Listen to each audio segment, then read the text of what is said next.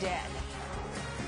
There will be an investigation into one of the worst state-run Obamacare websites in the country. Maryland has enrolled about 38,000 people in Obamacare, rollout some 5 months ago, and it will not come close to the goal of 77,000 by the end of March, despite spending more than $200 million. Maryland Congressman Andy Harris, member of the House Doctors Caucus, and requested the investigation. He's my guest now. Sir, how are you? And good morning to you as well. Doing well, Bill. What is going on in your state?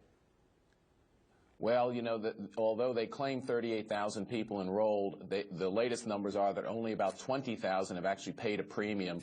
And at that price, it's cost them over $10,000 per premium-paying enrollee. How could this thing go so poorly? I mean, it's almost laughable. I mean, the total bill is going to be over $261 million, almost $250 million, $200 million from the federal government. They're way under their enrollments, and this is just a failed exchange.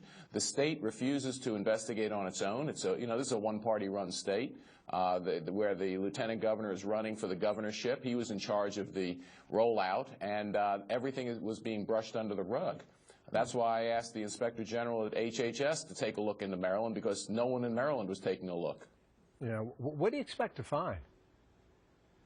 Well, they're going to look at the contracting process. They're going to see why this was a contract that was let out outside the normal procurement process. There was apparently very bad oversight of the contractors. I'm not sure anybody knew how to run this kind of business, how to oversee this kind of business, but they just forged ahead, again, spending over $200 million federal taxpayer dollars on an exchange that they knew didn't work on day one. They did know that? Are you convinced of that? Absolutely. Absolutely. It crashed in the first few hours on October 1st and has never really regained usefulness. Most of those are actually... I apologize for the interruption here, but are you saying that you can prove that they knew the thing was going to crash or that it would not work the way it did? Actually, the preliminary investigation that was done in Maryland, which was stopped earlier this year, indicated that they were told by all the contractors and the vendors that this was not going to work. It was not ready, and they decided to forge ahead anyway. You're working with Jack Kingston, a Republican out of Georgia, a statement that the two of you put together. By the end of the year, more than over $100 million federal dollars will have been spent on a project that should have cost much less and doesn't work. As a result of the fact that Maryland appears willing to continue to waste tens of millions of more federal dollars, we ask that the investigation start immediately.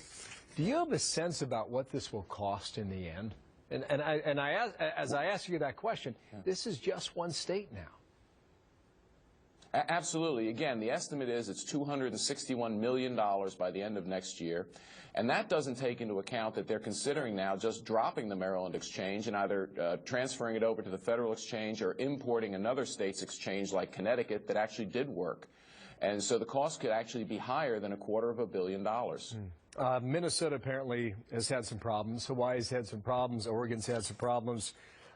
Maryland is highlighted right now. Let me go back to the numbers right now, the projected enrollment, the projected sign-up, and where they are right now. I know you think these numbers are a bit dubious, but what explains how you could be far off the mark, even if these are taken at face value? Well, the website just doesn't work, and this is a faulty product. You see, the problem is that people don't really want to buy the product. The other thing that happened is that Maryland had about 70,000 cancellations notices sent out, but then when the president reversed the policy and allowed those policies to continue, about half of them did. So I guess they were counting on all those canceled policies to go into the exchange, and they ended up not there. If the website worked, would the numbers be better? I don't think they'd be that much better. Again, although if these websites worked around the country, the president wouldn't have delayed all the individual mandate, and as well as delaying these what he called substandard policies a few months ago, but now are perfectly adequate for his purposes. So it's all wrapped into one bundle. I'm just not sure. I think the policy is defective, and coupled with bad implementation, it's just a fiasco nationwide. Point taken. Andy Harris, thank you. Republican Maryland now getting a federal investigation into a website that's cost hundreds of millions of dollars already. Thank you, sir, for your time today. You're welcome. All right, Martha. Well, these were some